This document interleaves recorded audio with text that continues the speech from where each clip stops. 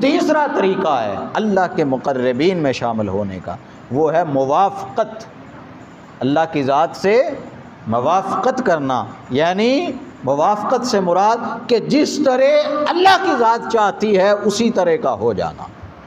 اس سے راضی ہو جانا، اس کی ہر رضا پر راضی رہنا، یہ ہے موافقت۔ وہ جو اللہ رب العزت کی ذات کے امر کے تابع ہو جائے، جو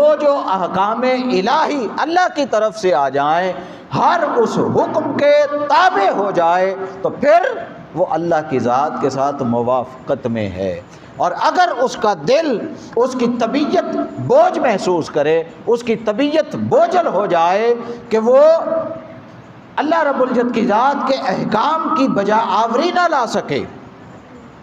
اگر اس کی طبیعت بوجھل محسوس ہوتی ہو کہ وہ نماز کی طرف جا رہا ہے تو وہ زبردستی اپنے قدموں کو لے کے جائے، اگر وہ کسی نیکی کی طرف جا رہا ہے تو وہ زبردستی وہ نیکی کرے، تو یہ طبیعت کا بوجھ ہے، آپ فرض پورا کرنے جا رہے ہیں، یہ موافقت نہیں ہے۔ موافقت یہ ہے کہ ادھر آپ اذان کی آواز سنیں اور ادھر آپ جتنے مرضی ضروری کام میں مصروف ہیں، آپ ہر کام سے اپنے ہاتھوں کو اٹھا لیں اور اللہ کی طرف بھاگتے چلے جائیں،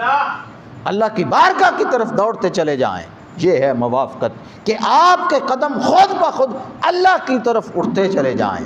آپ کا دل ہر لمحہ ہر لحظہ اللہ رب العزت کی ذات کے تابع ہوتا چلا جائے، اس کے احکام کی بجا آوری میں چلتا چلا جائے، یہ ہے موافقت۔